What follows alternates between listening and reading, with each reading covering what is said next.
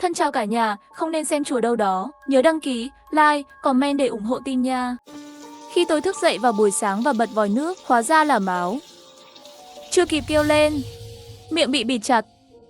Giọng nói của bạn trai thì thầm bên tai, đừng lên tiếng. Bên ngoài toàn là thây ma. Phía sau truyền đến mùi máu tanh rất nặng. Tôi quay lại, mới phát hiện cả áo sơ mi của anh ấy đã toàn bộ bị nhuộm đỏ, máu trên cổ. Anh cũng bị cắn rồi. Bạn trai Cố Ngôn sắc mặt trắng bệch, giọng nói trầm thấp lại lộ ra sự bình tĩnh cực độ. Anh đi trước. Em khóa cửa lại. Đừng ra. Tuyệt đối không. Tôi nắm lấy tay anh ấy, sợ hãi và tuyệt vọng. Tiểu Ngữ yên tâm, sẽ ổn thôi. Trên bàn có bánh rán sữa đậu nành, em ăn một chút trước đi. Anh sẽ ở ngay bên ngoài, sẽ không đi đâu. Anh ấy từng chút đẩy tay tôi ra, thái độ rất kiên định. Em không muốn, em không buông ra. Thay vào đó, tôi nhảy vào vòng tay anh ấy. Tôi không muốn anh ấy đi, ngay cả khi chỉ ở ngoài cửa. Đó cũng là ngăn cách hai thế giới. Tôi có thể trở thành một thây ma. Em không sợ nếu anh thay đổi. Vậy em sẽ thay đổi cùng anh. Em sẽ không buông tay, Chất cũng không buông tay. Anh ấy bất động, sau vài giây im lặng, thở dài nhẹ nhàng. Đối với tôi, anh ấy luôn bất lực. Bột chiên sữa đậu nành trên bàn vẫn còn nóng, là tôi đêm qua nói muốn ăn nên sáng sớm. Anh ấy đi mua trước khi tôi tỉnh dậy. Tất cả diễn ra quá nhanh, dường như cả thế giới lập tức bị rơi vào tay thây ma. Trên đường về sau khi mua xong, bị thây ma cắn cổ, nhưng anh ấy vẫn đi qua những con phố bạo loạn, chạy về. Anh có thể trở thành một thây ma bất cứ lúc nào. Chỉ khi anh ra ngoài thì em mới được an toàn. Mắt của Cố Ngôn đã bắt đầu đỏ lên. Vậy thì sao? Nếu anh thực sự trở thành một thây ma, em không thể sống sót nếu chỉ có một mình trong nhà. Thay vì bị người khác cắn, còn không bằng bị anh cắn. Hơi thở của Cố Ngôn bắt đầu dồn dập, thân thể anh cũng bắt đầu run rẩy. Những vệt máu đỏ trong mắt ngày càng rõ rệt, trông cực kỳ đáng sợ. Anh ổn chứ? Tôi vội vàng đi qua, nhưng lại bị anh cực kỳ thô lỗ đẩy ra. Em không được ra ngoài. Anh vừa nói xong, trước khi tôi kịp phản ứng, anh đã chạy ra khỏi cửa. Cửa bị anh đập mạnh, căn bản không thể để tôi nửa điểm khoa trương.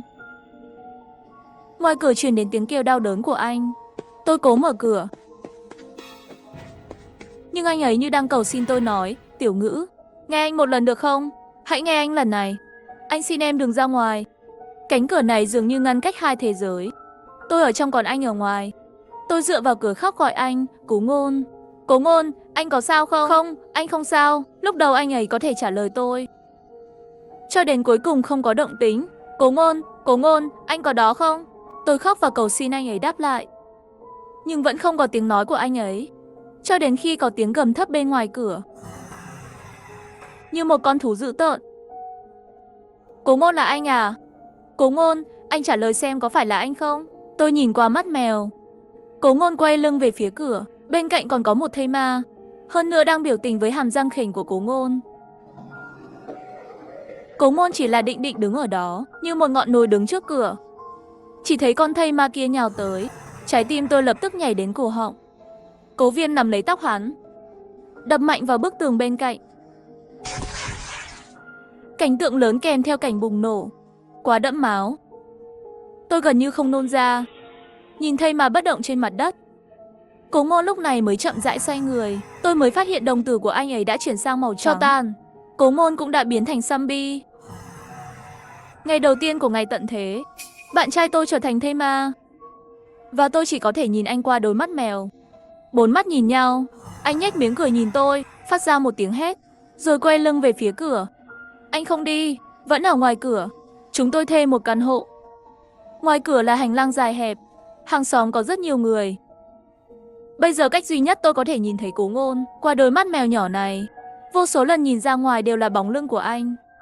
Chưa bao giờ thấy anh quay đầu lại, như thể đã trở thành một tác phẩm điêu khắc không mệt mỏi. Cố Ngôn, Cố Ngôn. Bốn phía dường như không có thây ma. Tôi nhìn chằm chằm vào phía sau đầu anh ấy, cẩn thận hét lên. Anh ấy di chuyển rồi. Anh ấy chậm rãi xoay người, đôi mắt trắng đang nhìn chằm chằm vào tôi qua đôi mắt mèo. Em còn nhớ anh không? Em là vợ anh ở đây để bảo vệ em. Giọng tôi to hơn một chút, đột nhiên thu hút được một con zombie xông tới. Kết quả lại là bị Cố Ngôn túm lấy tóc, đâm mạnh vào bức tường đó. Đầu của thây ma trực tiếp bị đập vỡ. Cố Ngôn quay lưng lại với tôi, vẫn là đứng canh cửa như tượng. Nhưng ngay cả khi tôi đã trốn trong nhà, tôi có thể sống sót không? Ngày đầu tiên của ngày tận thế, nhà đã hết thức ăn rồi. Bình thường không có thói quen dự trữ lương thực, bây giờ không có nước, chưa kể đồ ăn. Cố Ngôn, nhà hết nước rồi, cũng không có gì để ăn. Tôi nhìn mắt mèo nhỏ, nói với bạn trai bên ngoài, mặc dù tôi không hy vọng. Tôi biết thầy ma không có trí tuệ, nhưng lại mong chờ kỳ tích sẽ xuất hiện. Nếu anh ấy có thể hiểu những gì tôi nói thì sao? Mai đến khi trời tối đứng mệt mỏi mới về phòng ngủ. Cứ như vậy trải qua ngày đầu tiên của ngày tận thế. Sáng hôm sau, tôi nhìn thấy một thùng nước khoáng lớn bên trong cửa và một đống thức ăn, chắc là do Cố Ngôn đặt. Anh ấy thật sự hiểu rồi. Tôi vội chạy ra sau cánh cửa nhìn về phía mắt mèo. Cố Ngôn vẫn quay lưng về phía cửa bảo vệ ở cửa. Chồng, anh còn nhớ em đúng không? Tôi thấy anh ấy có một cây gậy bóng chày trong tay. Anh ấy chắc chắn vẫn còn giữ được ý thức con người. Chắc là giọng nói của tôi lại dẫn đến lũ thây ma. Hàng xóm bên cạnh đã được xử lý tấn công về phía Cố Ngôn. Anh ấy giơ tay vung gậy ra. Thân thể người hàng xóm từ từ trượt xuống đất. Chồng ơi, tôi hạ giọng hét lên một tiếng. Cố Ngôn chậm rãi quay người. Đôi mắt trắng xám không có chút nhân khí nào, chỉ là lạnh lùng nhìn chằm chằm cái kia mắt mèo. Nếu anh còn nhớ em, chỉ cần gật đầu, một chút ra hiệu cũng được. Tôi bất lực dựa vào cửa. Anh ấy lại chậm rãi quay người đi, để lại bóng lưng cho tôi. Chẳng lẽ anh ấy thật sự không nhớ tôi sao? Nhìn nước và thức ăn trên mặt đất, tôi chắc là anh ấy hiểu tôi. Cố Ngôn, chắc chắn anh nhớ em đúng không? Nếu anh không trả lời, em sẽ ra ngoài tìm anh. Tay tôi đặt trên tay nắm cửa, xoay khóa cửa. Anh ấy xoay người, cúi đầu xuống mắt mèo. Tôi sợ hãi và dừng lại. Đôi mắt xám xịt nhìn chằm chằm vào mắt mèo. Nhưng tôi có thể thấy, anh ấy vẫn là Cố Ngôn, vẫn luôn yêu tôi như vậy. Cố Ngôn, cửa em không có khóa ngược. Anh có thể vào đây với em không? Nước mắt rơi không kiểm soát được trên khuôn mặt. Ước gì em có thể được ôm trong vòng tay anh. Phía nam còn lại, để mùi máu và mùi ăn mòn bên ngoài hành lang mạnh hơn. Ngày thứ 3 của ngày tận thế, tôi bị đánh thức bởi mùi khó chịu. Thức dậy thì thấy cửa mở. Cố Ngôn đang nhét đủ loại thức ăn vào. Chồng ơi, tôi phấn khích hét lên. Anh ấy nhìn tôi hung hăng phát ra một trận nhỏ giọt cổ họng. Trong mắt anh lộ ra khát vọng, giống như nhìn chằm chằm vào con mồi, làm tôi cảm thấy một chút sợ hãi. Nhưng đó là Cố Ngôn. Chồng. Tôi bất chấp tất cả chạy về phía cửa. Cửa lại bị anh ấy đóng chặt. Tôi chỉ có thể nhìn thấy anh ấy quay lưng về phía cửa qua mắt mèo. Tuy nhiên, tiếng động lớn lại một lần nữa thu hút một thây ma chạy về phía mắt Cố Ngôn. Chỉ thấy anh ấy giơ tay lại hạ gục một tên. Em nhớ anh. Nước mắt không ngừng rơi xuống. Ngày thứ 9 của ngày tận thế, đứng bên cửa sổ đã không còn nghe thấy tiếng kêu của con người. Đường phố đầy những chiếc xe đang cháy, đang suy nghĩ lung tung. Ngoài ra còn có tiếng gầm gừ của thây ma, thỉnh thoảng kèm theo tiếng gãy lưỡi. Tôi không biết tôi còn sống được bao lâu trong ngày tận thế này. Không có Cố Ngôn ngoài cửa, có lẽ tôi đã chốt rồi. Qua mắt mèo vẫn nhìn thấy bóng lưng của anh ấy, đứng thẳng ở cửa. Xác sống ở hành lang đã bị anh ấy hạ xong rồi, không còn thây ma nữa. Yên lặng làm người ta hoảng sợ. Chồng, nhà mất điện rồi. Thịt anh lấy về bốc mùi hết rồi. Tôi dựa trên cửa nói chuyện với anh ấy. Cố Ngôn không quay đầu lại cũng không có âm thanh. Anh ấy đã không nói chuyện kể từ khi biến thành một thây ma. Tôi nghĩ anh ấy bị mất chức năng ngôn ngữ.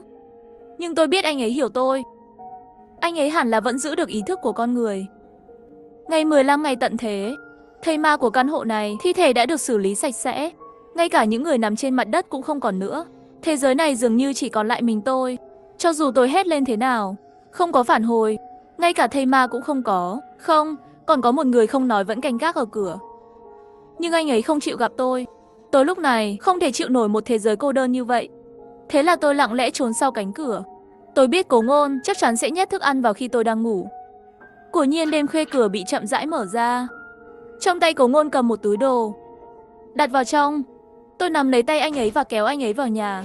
Nhưng đôi mắt trắng xám của anh ấy nhìn thẳng vào tôi, với sự ham muốn bản năng khát máu. Mặc dù đã chuẩn bị tâm lý, tôi vẫn sợ hãi liên tục lùi lại. Tôi có thể cảm thấy anh ấy run rẩy dữ dội, dường như đang ngăn chặn bản năng khát máu.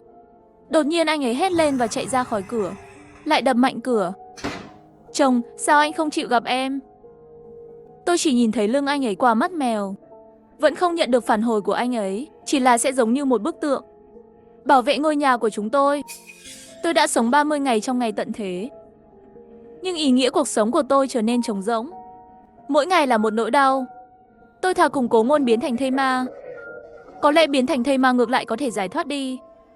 Tôi đi ra cửa nhìn qua mắt mèo, phát hiện Cố Ngôn không đứng ngoài cửa, và hành lang yên tĩnh khủng khiếp. Cảm giác cô đơn và sợ hãi không có sự phụ thuộc, trái tim tỏa ra nỗi sợ từ trong ra ngoài, làm tôi không thể chịu nổi. Tôi nghĩ tầng này ít nhất đã bị Cố Ngôn dọn dẹp rồi.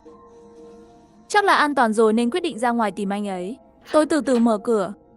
Trong hành lang có mùi máu và ẩm ướt, mùi thối rữa của thi thể. Cố Ngôn, anh ở đâu? Tôi nhẹ nhàng hét lên, nhưng không nhận được bất kỳ phản hồi nào. Thế là tôi tiếp tục đi. Có lẽ anh ấy xuống dưới nhà để tìm đồ tiếp tế. Đột nhiên tôi mơ hồ nghe thấy tiếng rít của thầy ma. Cố Ngôn, là anh sao? Tiếng gầm đó càng ngày càng gần, càng ngày càng nhanh. Đột nhiên một cái bóng đen xuất hiện trước mặt. Cố Ngôn, là anh sao? Đừng làm em sợ nữa. Em sợ. Tôi đứng yên tại chỗ không dám đi tiếp nữa. Tiếng bước chân vang lên, cái bóng đang tiến về phía tôi. Không phải Cố Ngôn, là thầy ma. Chạy đi, tôi hét to trong lòng.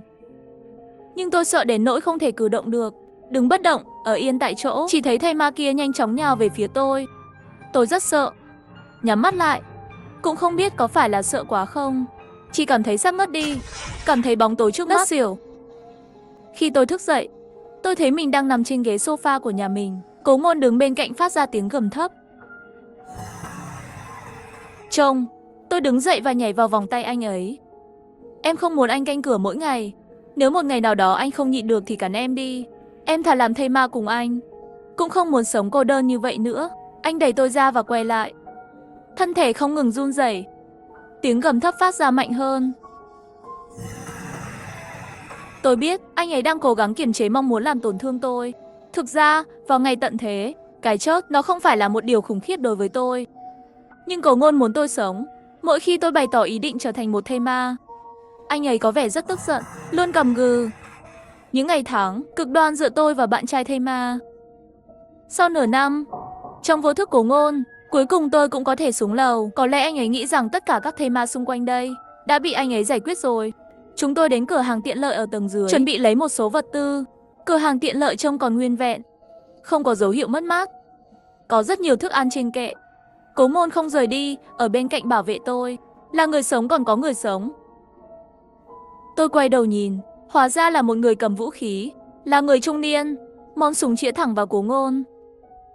Cô bé chạy đi, phía sau cháu có thây ma, chú muốn gì? Tôi gần như vô thức đứng trước mặt Cố Ngôn, mở rộng cánh tay nhìn chằm chằm vào người trung niên kia. Cô gái nhỏ, phía sau cô không phải là thây ma sao? Người trung niên nghi hoặc hỏi. Vậy thì sao? Anh ấy là chồng tôi, anh ấy sẽ không làm hại con người. Thực ra tôi rất sợ, nếu ông ấy không nói thì sẽ giết chết Cố Ngôn. Phải làm sao đây, cô bé? Nếu cháu không chịu tránh ra, cái thây ma đó sẽ ăn thịt cháu. Anh ấy sẽ không ăn tôi, anh ấy là chồng tôi, anh ấy luôn bảo vệ tôi. Làm ơn đi, đừng làm tổn thương chồng tôi, anh ấy chưa từng cắn hay ăn thịt người. Cô bé, đừng có ngốc. Nếu cháu muốn đi theo con đường riêng của mình, tôi đành phải xử lý luôn cả cháu. Xác sống tuyệt đối không được để lại. Nói xong hắn chậm rãi đến gần tôi. Đừng lại đây. Nhưng hắn không dừng bước, mà là càng đi càng gần, và giơ súng lên và nạp đạn. Xem ra hắn thật sự chuẩn bị động thủ với tôi. Cố Ngôn đột nhiên vượt qua bảo vệ trước mặt tôi. Cùng với tiếng gầm gừ của anh ấy, cố gắng chờ đợi để lao về phía người trung niên, chỉ nghe thấy một tiếng nổ súng. Đầu của Cố Ngôn bị nổ tung, âm thanh rơi xuống đất, máu của anh ấy bắn tung tóe trên mặt tôi. Tôi đột nhiên như mất hồn, ngốc ngốc nhìn chằm chằm vào thân thể của Cố Ngôn. Xác sống luôn là xác sống, cho dù bây giờ không làm hại cháu, cũng chỉ là tạm thời. Cháu phải biết hắn không còn là con người nữa. Có lẽ là xác chết còn sót lại một chút ký ức thôi. Khi hắn hoàn toàn mất đi ký ức, hắn vẫn sẽ làm tổn thương cháu. Tôi không trả lời, cũng không biết trả lời thế nào. Cô bé đừng nhìn nữa, đi với tôi. Chúng tôi đã thiết lập một khu vực an toàn, hãy sống với chúng tôi. Có rất nhiều người sống ở đó. Sự tức giận và đau buồn trong trái tim tôi đan xen vào nhau. Đột nhiên một kế hoạch xấu xa xuất hiện trong tôi. Được rồi, tôi sẽ quay lại với các người. Tôi lặng lẽ lau một vệt máu của Cố Ngôn, đưa vào miệng. Vào ngày tận thế, tôi mất đi Cố Ngôn. Nó khiến tôi mất đi lý do duy nhất để sống. Sau khi vào khu vực an toàn, tôi đã thay đổi. Tôi cũng không biết có phải là báo thù thành công không. Bởi vì sau khi thay đổi tôi cũng không có ý thức.